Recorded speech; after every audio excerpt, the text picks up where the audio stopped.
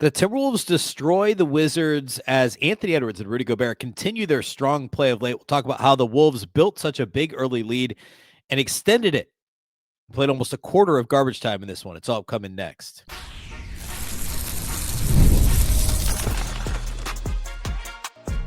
You are Locked On Timberwolves, your daily Minnesota Timberwolves podcast. Part of the Locked On Podcast Network, your team every day. Hello and welcome to the Locked On Wolves podcast, part of the Locked On Podcast Network, part of the number one sports podcast network. Happy Monday, everybody. Hopefully you had a fantastic weekend. The Timberwolves had a great weekend, 2-0 with big wins over Miami and Washington over the weekend. Both impressive. The Washington one is what we'll focus on today. This is the post-game podcast following a dominant, ultimately a 26-point win, but a game in which they were up 30-plus early in the fourth quarter, and virtually the entire fourth was garbage time for the Timberwolves. So a lot to get into today. We're going to start by talking about how they built such a big lead. We'll focus on yet another impressive, efficient scoring performance from Anthony Edwards. Just has been playing awesome here over the last few games. Then also Rudy Gobert. I mean, we're going to hit my three big things, and they're going to be heavily involved in a couple of those three big things we'll hit first. As Minnesota has kind of righted the ship, albeit against inferior opponents, yes, but that matters. You have to beat who you play, and you can only beat the teams that you play, the teams that are in front of you, and heading into a tougher stretch of the schedule. It was good to see Minnesota perform so well. So a lot to get into. We'll do the three big things first, a couple of other takeaways and observations, and then we'll close with studs and duds. A big thank you off the top for making Locked On Wolves your first listen every single day. Of course, this show is free and available everywhere. That includes YouTube as well as all of your favorite audio platforms. Wherever you like to listen to podcasts, you can find Locked On Wolves. All right. So, as mentioned, the Timberwolves beat Miami on Saturday. We're not going to talk a whole lot about that game here today. Hopefully you had a chance to listen to the postcast following that win, but that was also ultimately a 10-point win for the Timberwolves against a pretty difficult opponent. But then coming back and playing on Sunday in a road back-to-back, and remember, Minnesota has not played in a back-to-back since right before Thanksgiving, right after Thanksgiving. So Thanksgiving was on a Thursday. They had a back-to-back that Saturday, Sunday, and they won both sides of the back-to-back, including beating the Spurs without Wemby, but still the Spurs have been good without Wemby. That was an impressive back-to-back. Another Saturday, Sunday back-to-back 4 weeks ago. Actually, 5 weeks ago. Now, 5 weeks later, no back-to-backs the entire month of December. Minnesota has a road back-to-back Saturday, Sunday. Miami, Washington, they win both games. And honestly, I was a little worried about this one. And I said as much on Friday's show because the Wizards had been playing better of late. And I said that before Washington went out and beat Brooklyn on Friday. I mean, the Wizards had won 4 out of the last 5. And no, the Wizards are not good. They've been one of the worst teams in the league. They've had the league's worst defense all season. Even after winning 4 out of their last 5, it's still the league's worst defense. But, I mean, like, they destroyed the Raptors. They just beat Brooklyn by 20 on Friday. They had, close wins over Memphis and Milwaukee, sandwiched around a double-digit loss to the Suns, but still winning 4 out of 5, coming into this game with a 9-24 record. And the Timberwolves really dominated this one. The box score shows that Minnesota won the first quarter by 10 points. That was a little misleading. Like, I don't think Minnesota played all that well in the first quarter, especially, I should say defensively, specifically. Like, the defense was shoddy from Minnesota. That's my only complaint for this entire game, really, for Minnesota, was the first quarter defense. Just a little bit loosey-goosey. I think the Washington, I believe they attempted 1 free throw in the entire first frame, and that was it, which can be an indicator, and it was, I forget what game it was, just a few games ago, where the Wolves, basically committed no fouls. And in my takeaway from that was they just weren't playing hard enough on defense. They weren't close enough to commit fouls, right? They weren't standing in front of guys. They weren't, sometimes committing no fouls is a bad thing because it shows that you weren't playing hard enough. And that's been a problem for Minnesota in the past. I thought the defense of the first quarter was a little lackadaisical, but toward the end of the first quarter, Jaylen Clark came in the game. He created some havoc. He did Jaylen Clark stuff, and I thought that really shifted the tide. Also, Rudy had some nice defensive plays that we'll talk about. And Minnesota was up by 10 at the end of the first, up 15 at halftime, and it never got to closer than 13 points the rest of the way. Now, my three big things, that's where I want to focus on today. was, well, let's start with Anthony Edwards, I guess, would be the first thing. Overall, the efficiency and the shot selection from Anthony Edwards was really impressive. 14 of 21 from the field. He was 6 of 10 on threes. He was 8 of 11 on twos. You cannot be more efficient than that. He was only 1 of 4 on free throws. Probably should have gotten to the line a couple more times. He did turn it over 4 times to only 3 assists, but that's nitpicking. He was good defensively, too. He had 4 steals in this game. He was one of 4 Timberwolves players to have at least 3 steals. So going back to the sloppiness of the Wizards offense, that was a real thing. But I thought he jumped some passing lanes, did a good job doing that. Occasionally, at times in the past, we've seen Ant's off-ball defense be so bad that it's only gambles that work out. But I thought he was judicious and smart with those in this game and was pretty good on the ball, too. But offensively, the efficiency, the shot selection, he had a couple of crazy shots, the kind of pirouette into a 3 late in the third quarter from the right wing. That was the right slot, really right above the break. That was nuts.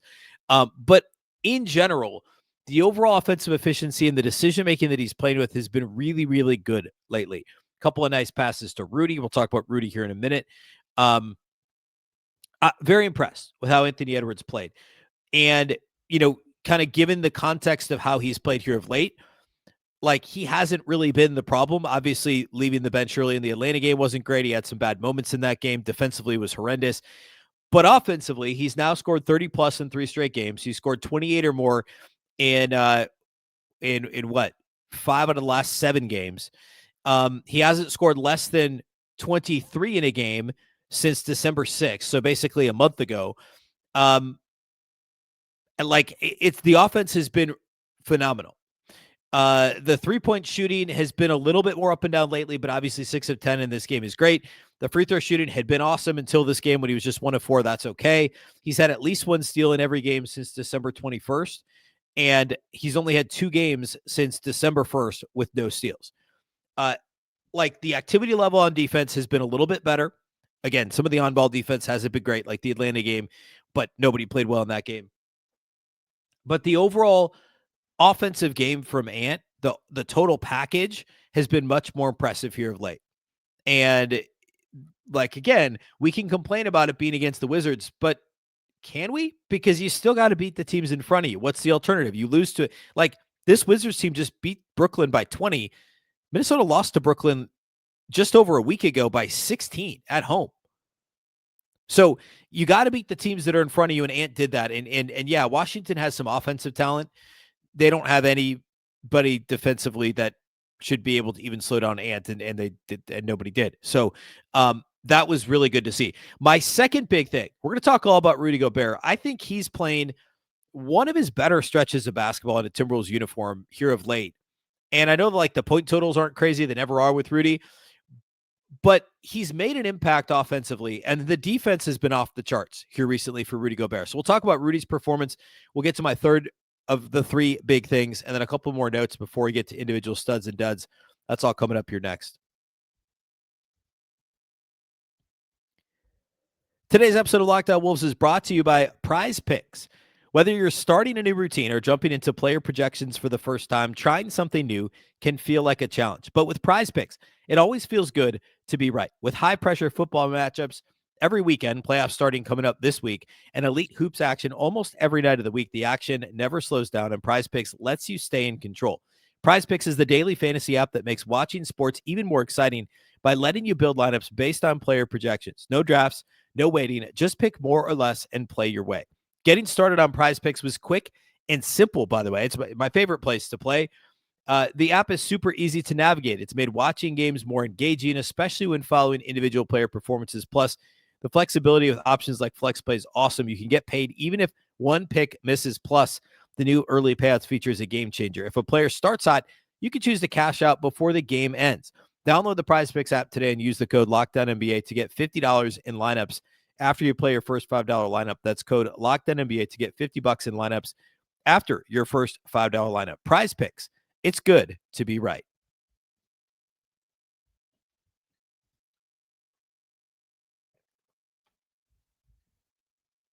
Big thank you once again for making Locked On Wolves your first listen of the day. And of course, thanks for helping to make Locked On the #1 sports podcast network. We could not have achieved that without you, the loyal listener. And if you haven't already, please consider going to check out the new Everydayer Club.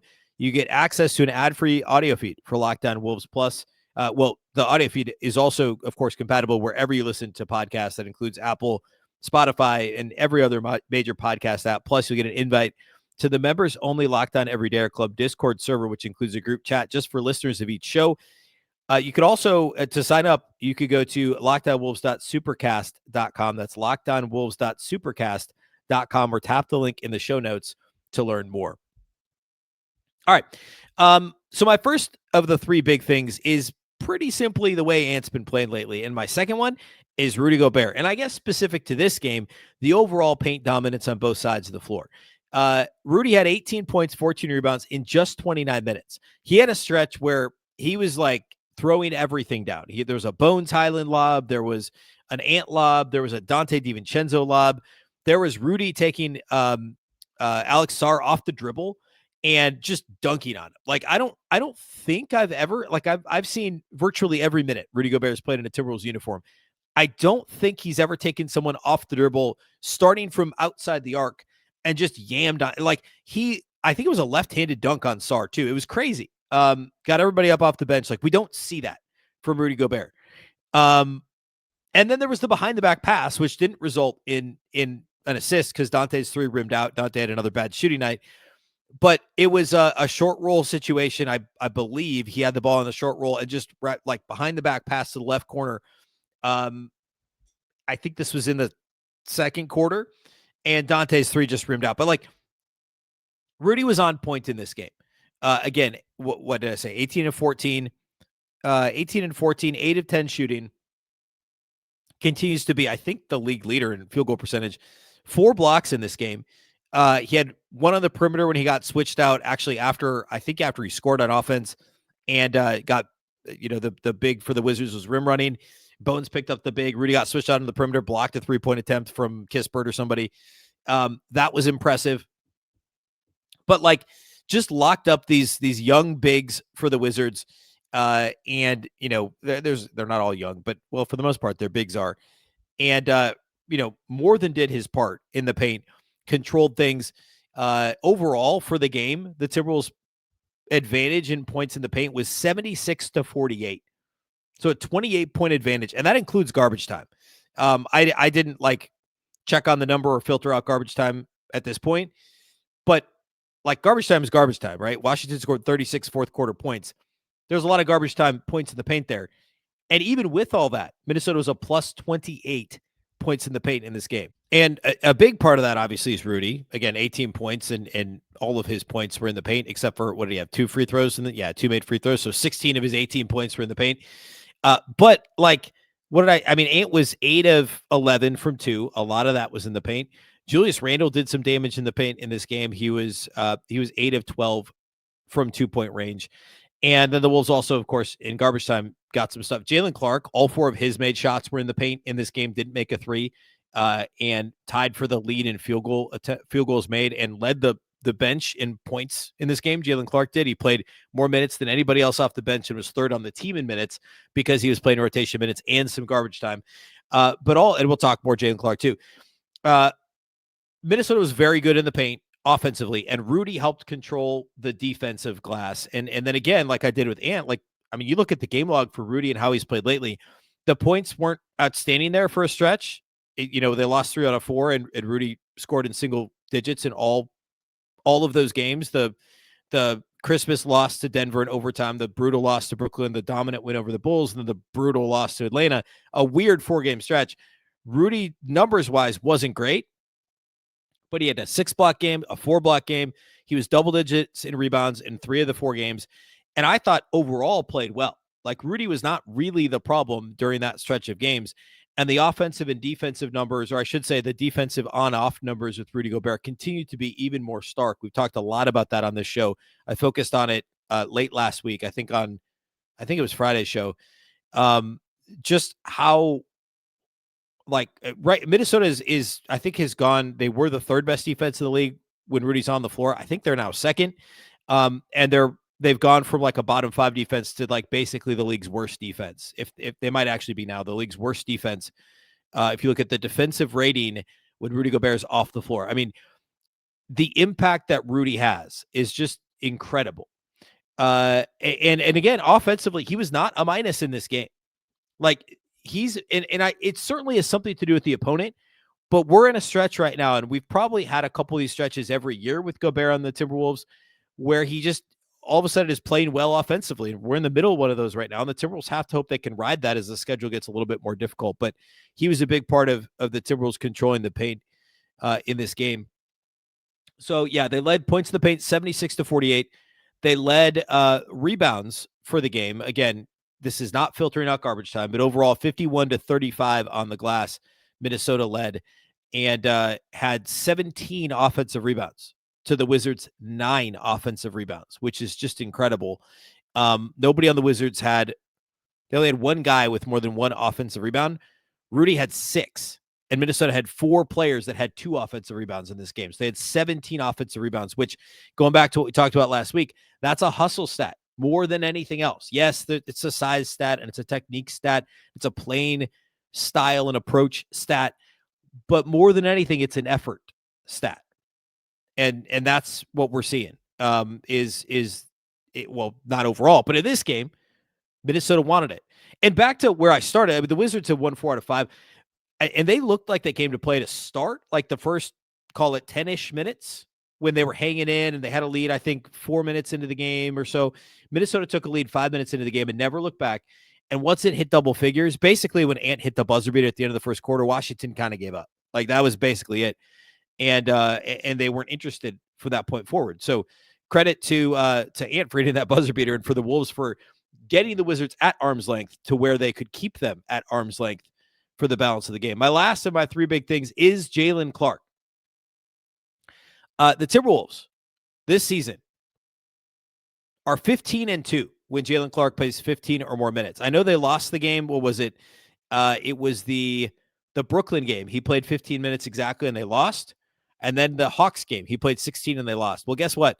Even during the stretch where they played poorly, he played more than 15 minutes in the Bulls win and the Wizards win, both dominant wins for Minnesota. So I think Brooklyn and Atlanta, it's the exception that proves the rule. 15-2 when Jaylen Clark plays 15 or more minutes. And if you want to go like 14 or more, there's a couple more. Actually, I think if you want to go 14 or more, I believe it goes to 17-2, if I'm not mistaken. I'm going to see if I can do the math real quickly. Yeah, it actually goes to 17 or 2. So there you go. Fun with numbers. The Timberwolves are 17-2 when Jaylen Clark plays 14 or more minutes in a game this season. Incredible.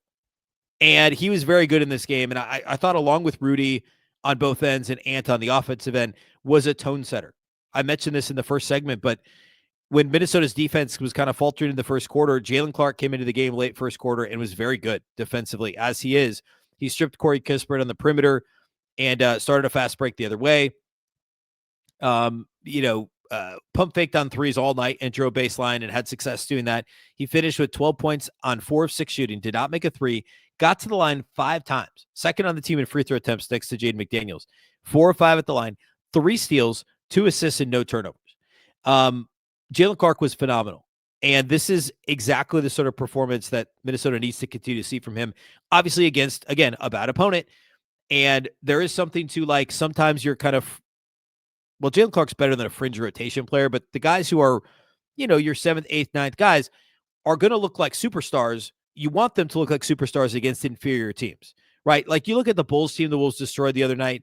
There's a couple guys in that Bulls team that it's like, I wouldn't mind having, Wolves wouldn't mind having Kobe White, right? Like, Wolves wouldn't mind having a couple of these rotation guys. There's a lot of teams that would love a Jaylen Clark.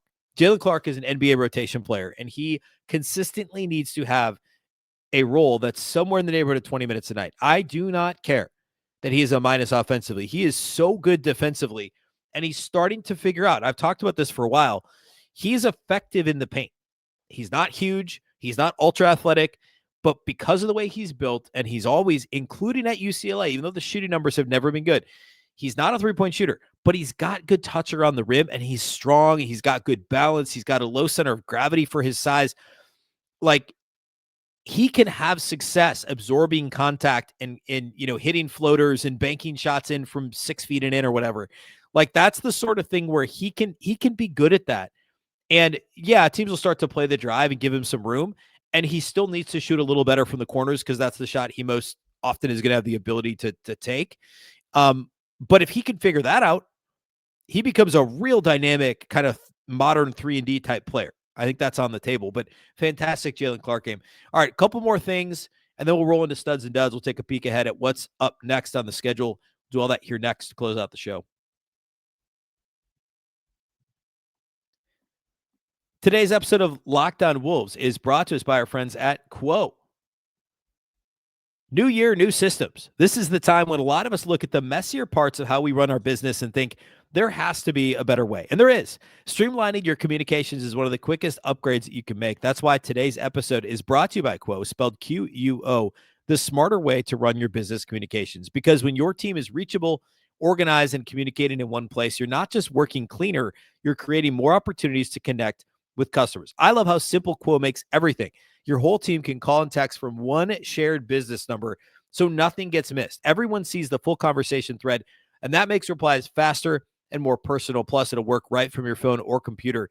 You can even keep your existing number, and Quo's smart AI tools automatically log calls, summarize conversations, and highlight next steps so details never slip through the cracks. It's no surprise that Quo is the #1 rated business phone system on G2, trusted by more than 90,000 businesses, from solo operators to growing teams. Make this the year where no opportunity and no customer slips away. Try Quo for free. Plus, get 20% off your first 6 months when you go to quo.com/lockdownNBA. That's Quo, QUO.com/lockdownNBA. Quo, no missed calls, no missed customers.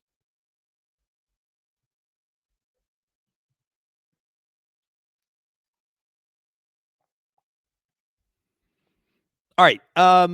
So overall from this game, I did my three key takeaways. I think kind of baked into the Ant and Rudy performances was the points in the paint, the improved defense overall.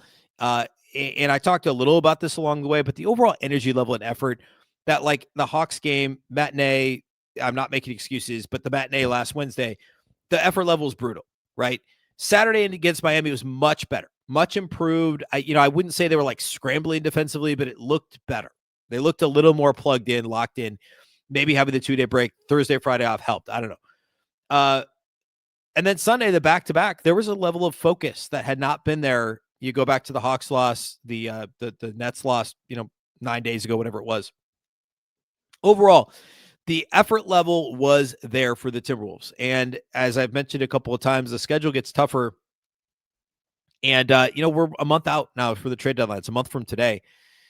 Like, I'm sure these players, they're definitely aware of that, right? And they know that they've got to show that they're locked in and ready to go, and that they can string some wins together, take advantage of where they're at in the West. Game and a half back, or I guess 2.5 back now of the 3 spot, and Nikola Jokic is out for a few more weeks. Like, this is a golden opportunity in the Western Conference to make a move. And it looked like the last couple of nights that they understood that and put forth the effort that, like, can we string a few of these together versus 2 steps forward, 1 step back. It's been more like 2 steps forward, 2 steps back for most of the season for the Timberwolves. I think that's a pretty accurate way of putting it. But in general, the effort level, the want to,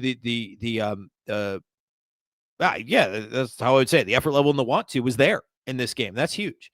All right, individual studs and duds. We spent a lot of time already talking about Ant and Rudy. They're obviously 2 studs in this game.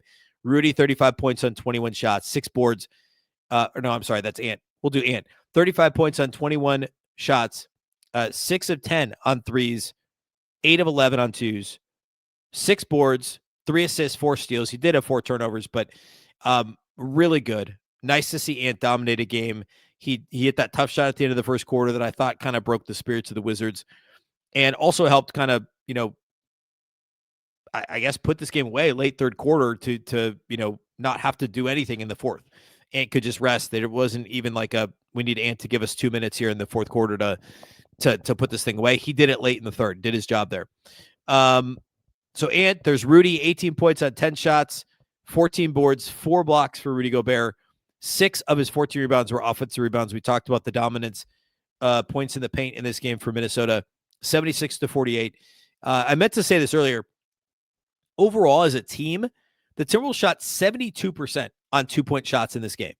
They were bad outside the arc, 30%, 11-37.